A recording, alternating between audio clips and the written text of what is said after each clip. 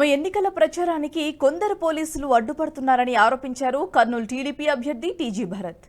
తన పార్టీ కార్పొరేటర్లు, కౌన్సిలర్లను కౌన్సిలింగ్ పేరుతో పిలిపించి కర్నూలు 1 టౌన్ సీఏ దారుణంగా కొట్టాడని తెలిపారు.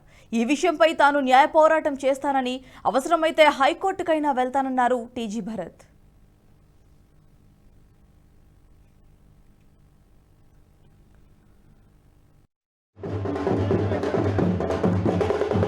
ఇక్కడ భరోసా యాత్ర చేస్తున్నా. మధ్యాహ్నం కౌన్సిలింగ్ అని చెప్పి తెలుగుదేశం పార్టీ కార్యకర్తలు, సీనియర్ నాయకులు, కార్పొరేటర్లని కౌన్సిలింగ్ అని చెప్తే నేను సీఏ గారితో మాట్లాడితే ఏం లేదు సార్ కౌన్సిలింగ్ అని చెప్పి పిలుచుకోబోతున్నారు.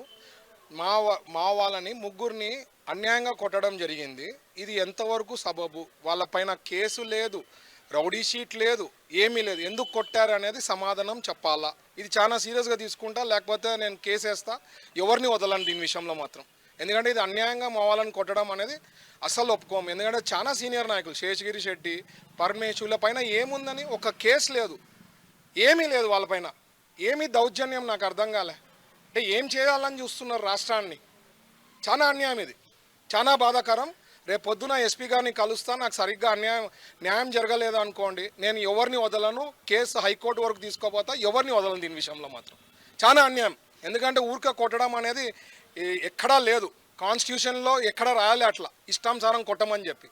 ఎట్లా తీసుకొని పోతారు నాకు అర్థం కాలే. మా వాళ్ళని కౌన్సిలింగ్ అని తీసుకుపోయి కొడతారా? ఏమనుకొని కొడతారు? ఏదానికి రీజన్తో కొడతారు? ఏమన్నా ఉందా? వ్యాలిడ్ రీజన్ ఉందా? ఎట్లా కొడతారా మీరు అందరూ? Who has given you power? I'm gonna take it seriously. ఇక్కడికి వదిలే ప్రశ్నే లేదు. రేపు ఎస్పీ గారితో పోయి మాట్లాడతా. నాకు న్యాయం జరగలేదో I'll go to high court, election commission కూడా నేను పోయి ఫిర్యాదు చేసి ఎవరెవరి పైన ఉందో వాళ్ళ పైన అందరిపైన యాక్షన్ తీసుకుంటాను. నేను దగ్గర ముగ్గురునేమో కొట్టారు మన సైడ్. ఇప్పటికే నాకు డీటెయిల్స్ ఇప్పుడే రావడం జరిగింది. ఇది చాలా అన్యాయం, దుర్మార్గం. ఎందుకంటే I'm not able to digest. ఊరికే కొట్టడం ఏమండి ఇది? ఏం ఊరికే కొట్టడం? నాకు నిజంగా అర్థం కాలేదు. ఎట్లా కొడతారు ఊరికే? ఏమన్నా ఉండాలి కదా కేసులు, తప్పు చేసి ఉండాలి కదా. ఏమవుతోంది రాష్ట్రంలో? ప్రజలందరూ ఆలోచన చేయాలా. ఇది రాష్ట్రంలో పరిస్థితి. ఓటు కానీ పొరపాటు చేసి ఈ గవర్నమెంట్ని తెచ్చుకుంటే బతకలేని చెప్తున్నాను నేను. This will happen. పొరపాటున ఈ గవర్నమెంట్ కంటిన్యూ అయిందంటే మన ఇండ్లలో వచ్చి కొట్టినా ఎవరు దిక్కుంటారో చెప్తున్నాను నేను.